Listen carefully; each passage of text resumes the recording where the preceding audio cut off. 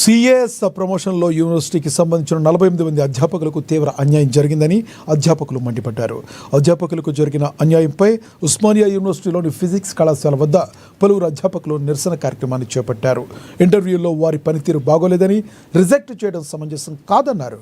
గడిచిన 50 సంవత్సరాల్లోనే ఏ అధ్యాపకుని కూడా ఈ విధంగా రిజెక్ట్ చేసిన దాఖలాలు లేవని తెలిపారు. అన్ని అర్హతలు ఉన్న అధ్యాపకులను రిజెక్ట్ చేయడం బాధాకరమైన విషయం అన్నారు.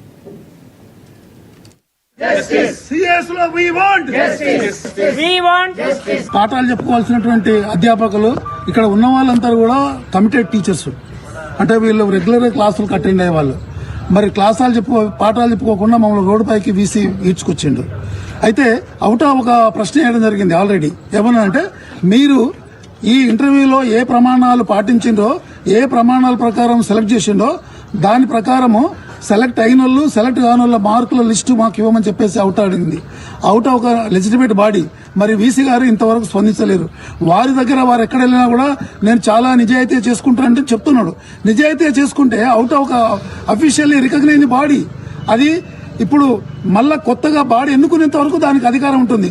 ఆ బాడీ అడిగినప్పుడు వీసీ ఎందుకు తన ఆ లిస్ట్ ఇవ్వట్లేదు అనేటువంటిది మేము అడుగుతున్నాం ఇక్కడ నుంచి. అంటేనే కెరీర్ అడ్వాన్స్మెంట్ స్కీమ్.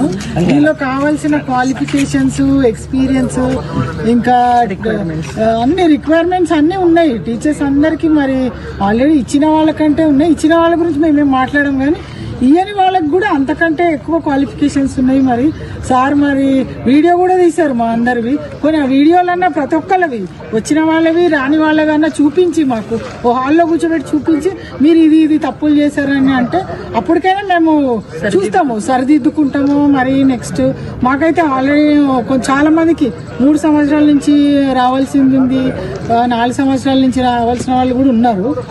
కానీ మరి సార్ ఎందుకు ఇది రిజెక్షన్ చేశారో తెలియదు. ఇంటర్వ్యూ అంటారా, కొందరు